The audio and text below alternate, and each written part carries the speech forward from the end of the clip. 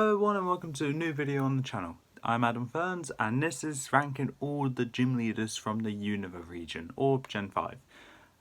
This is a ranking of my least favourite to favourite gym leader from the 5th region. And there's 14 gym leaders I need to go through. Please bear in mind this is my opinion, and my opinion is only, to me, correct, so it's my perspective. If your opinion is different, please in the comments below who your favourite gym leader from the Unova region is.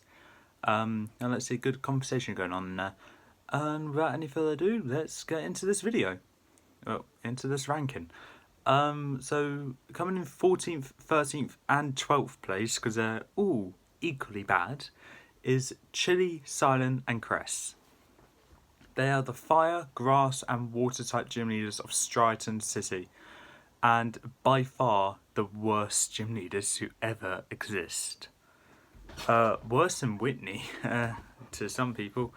Worse than Faulkner, worse than Roxanne, worse than Gardenia.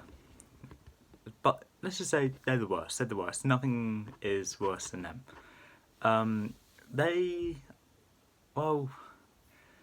They're the first gym leaders you come across, so naturally they're going to be a bit easy with a Lillipup along with an elemental monkey. But they missed what could have been a golden opportunity for a triple battle, because those were a thing in Gen 5, along with rotation battles, which also would have been good.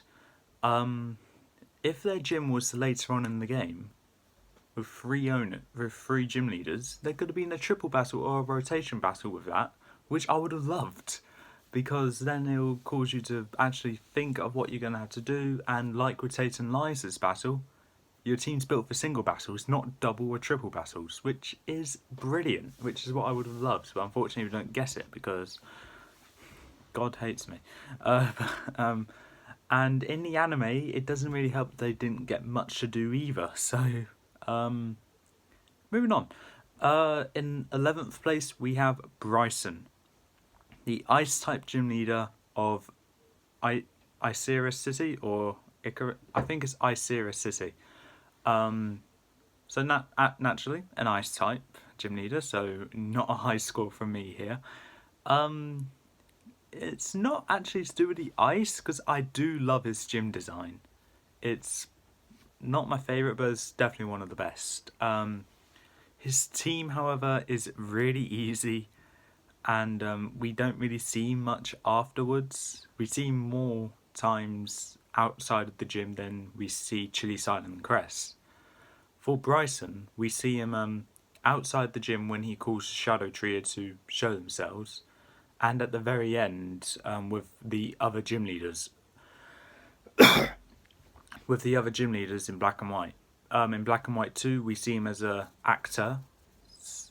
Don't know how well that's going for him, but I'm not sure. He used a poniard, I believe, in that fight. But other than that, that's it. So yeah, moving on. 10th place, we have Lenora, the normal type gym leader of Nacrane City. There we are. I'm actually really bad at remembering these towns.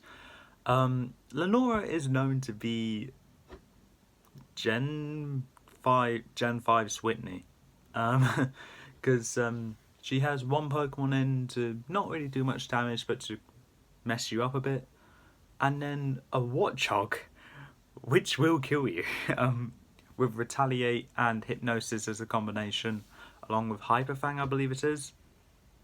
It's actually really brutal for a Route 1 rodent, yeah.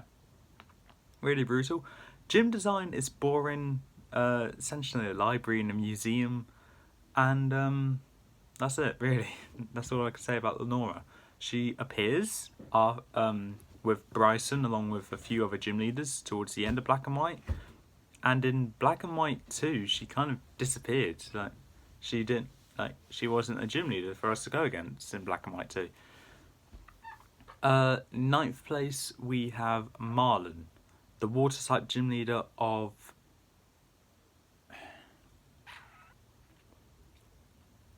Okay, I know what the city is called, but I can't actually remember how to pronounce it. Humalau City, I believe, is how it's pronounced. He's the water type gym leader there, and the 8th one you go against in Black and White too. He doesn't really do much outside the gym apart from just let a drawbridge down so you can raid Team Plasma's boat. And also his gym design is okay. It reminds me of Claire's, if anything. And his team is pretty well rounded. Not as good as Crash Awakes, in my opinion, but relatively alright. 8th place is Cheron from Black and White 2, and technically Black and White, but he wasn't a gym leader there. And he's the normal type gym leader of Aspertia City. I think that's the name of the city. Yeah, I'm gonna say that is Aspertia City, I think. He's the first gym leader you go against, and he's just as hard as Lenora. Luckily, he doesn't have a Watchog or Herdia. He has instead a Lillipup, and what is the other Pokemon he has? I think it's probably a Patrat, but probably not. But all I know is it's quite hard for the first gym. The only fighting type you have access to is Riolu, but knowing that not only that Riolu's kind of hard to come across, but you also need to level up quite a bit until it gets a actual fighting type move. Really, if you ask me, I think normal type should be more in the middle of the game instead of early game. Just saying. Moving on to 7th place, we have Iris, the dragon type gym leader of Opelucid City in White version. Like this one, like Juan, I haven't gone against as a gym leader. Because I have gone against Iris as the champion, but I haven't gone against her as a gym leader. She has the same team as Drayden, no? So, yeah, okay. And she comes back in the in Team Plasma's castle to help out the main player, along with a few other gym leaders. But that's all Iris does, really, in my opinion. She's not as memorable as her mentor, being Drayden. And honestly, I have to link to the anime here. She is so annoying in the anime. Moving on to 6th place, we have Burr, the bug type gym leader of Castelia City. What can I say about Burr? I need to give credit where it's due. Bug type gym leaders and Elite Four members kind of get the bad end of the stick when it comes to their teams or whereabouts they're placed. Burr, I think, got the best spot for a gym for bug types, being the furthest into the game, ignoring the Elite Four members. Hold on, Bugsy. There weren't any in Gen 3 or 4. Burr was 3rd and Viola was, and there's none. And yeah, Burr got the furthest gym, so 3rd, the 3rd gym in Black and White, and Black and White 2 as well. He does a fair amount outside the gym. Like, he helps Iris and the main player get Bianca's Pokemon back. And also, like I said with Iris, along with Bryson and next gym leaders I'm about to say, they all come back to help out with the main player in Team Plasma's castle, which is a great scene, by the way, in Pokemon Generations. Probably my favourite episode from Pokemon Generations as well, because of that. 5th place, we have Clay. Clay is the ground-type gym leader of Driftvale City, with a great gym design. Does a fair amount outside the gym. In my opinion, not as much as Burr does, but Clay's more popular. And his team, depending on which version you play. In Black and White 2, he is easier because one of his Pokemon got replaced for just a pure ground type. Whereas in Black and White 2, in Black and White, he has a Crocorock, a Palpitoad, and an Excadrill. In Black and White 2, the Palpito gets replaced for Sand Slash, which I would like, but to do the fact that Palpito gives coverage with one of the weaknesses to ground, I need to say I think Palpito would have been the better choice to keep. But either way, if there was a Sandstorm user on that team, which I think is a bit early in the game to be using the Weber to their advantage, ask Flannery that anyway. If Clay had a Sandstorm user, that extra drill would be deadly. I'm not sure what the extra drill's ability is, but either double the speed or double the attack.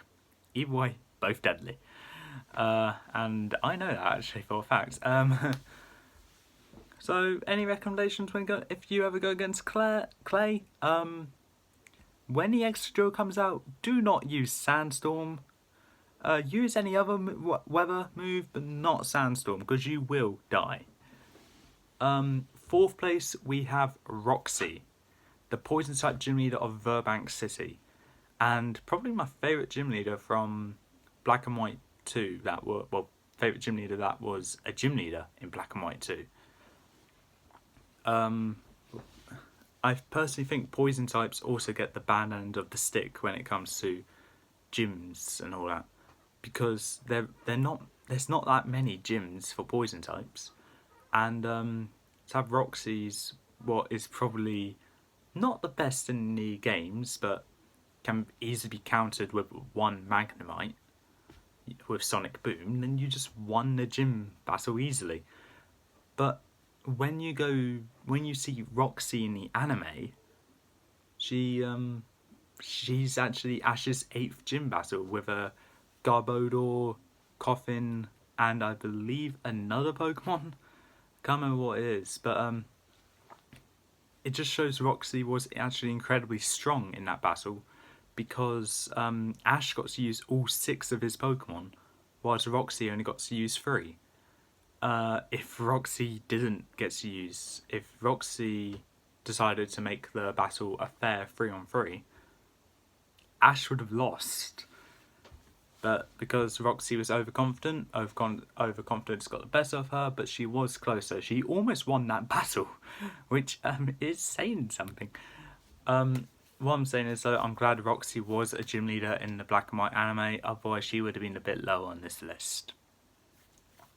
Moving on to 3rd place, we have Elisa, or Elisa, whichever one you want to say, the electric type gym leader of Nimbasa City. I need to actually think of these now. What can I say?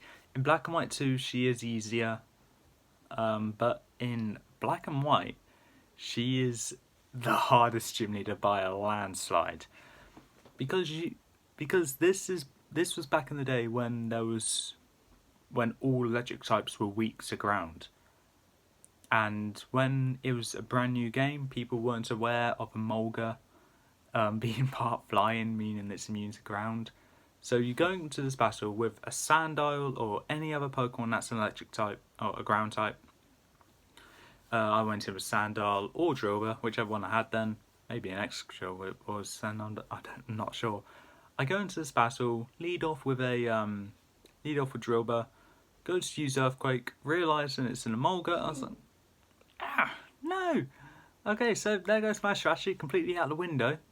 So you go out with other Pokemon to try and deal with it, but then Volt Switch. Every single one of our Pokemon have Volt Switch and is incredibly fast, meaning they're going to outspeed you, they're going to switch into another Pokemon to take the hit, which granted it should be okay if you use rock types, you're just going to Zebstrika. If you manage to predict what she's going to swap into, then that's good, and if you don't, then you got a problem. So basically what I would say is have a rock type with a ground type move, like make sure the rock type isn't part ground. Then I think Elisa would use Volt Switch on her first Emolga, go into Zebstrika, that way you use your ground type moves, whether it's Bulldoze, Mud Slap or Dig, because you can get Dig then, and then just hit the Zebstrika. It'll do a lot of damage, it'll Volt Switch, it probably might Volt Switch back, if not it'll go with Spark or Flame Charge or Stomp, probably Stomp just to annoy you. But if you deal with the Zeb Striker first, just spam rock type moves afterwards and you're crystal clear, you're done. Moving on to second place, Elisa's. Gym design wise, the one in black and white is better than the one in black and white too. And same with the other gym leaders. Came back in End's castle with the whole protecting the protagonist things when they got against 7 sages. Well, 6 of the 7 sages anyway. Second place, we have Skylar, the flying type gym leader of Miss Strolton City. And honestly, it was going to be my favourite. But because of the fact that flying types are a great type and the one remaining gym leader left is of a more popular type in my opinion, I had to give Skylar second. Great team, great gym design, especially in black and white. I loved being shot out of cannons. The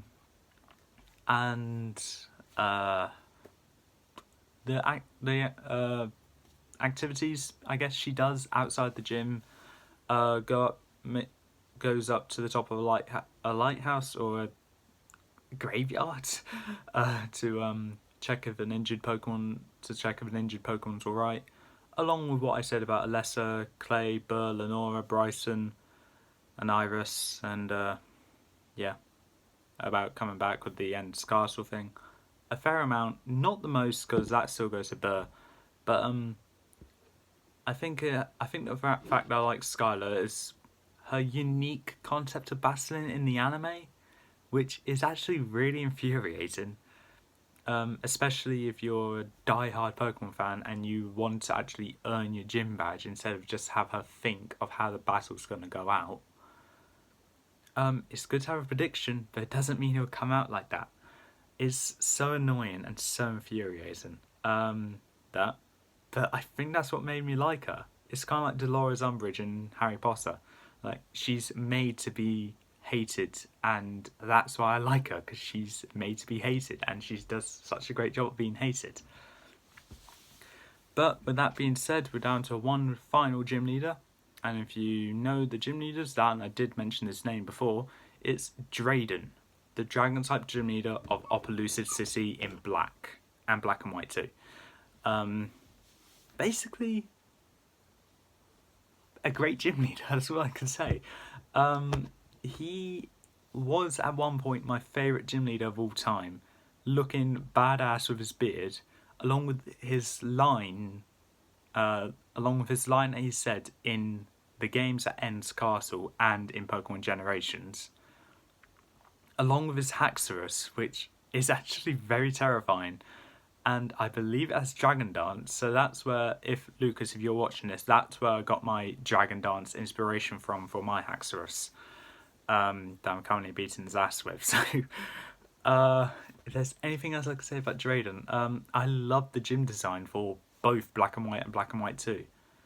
One is where you go along 3 statues of dragons, one is where you go along ride a dragon up to the top of another dragon identical to it, where you face Drayden and optional 2 trainers, but I go with all 4 because I go with all of the gym trainers in any game because I know I'm going to struggle against Drayden, because I never pack an ice type because most ice types are kind of bad.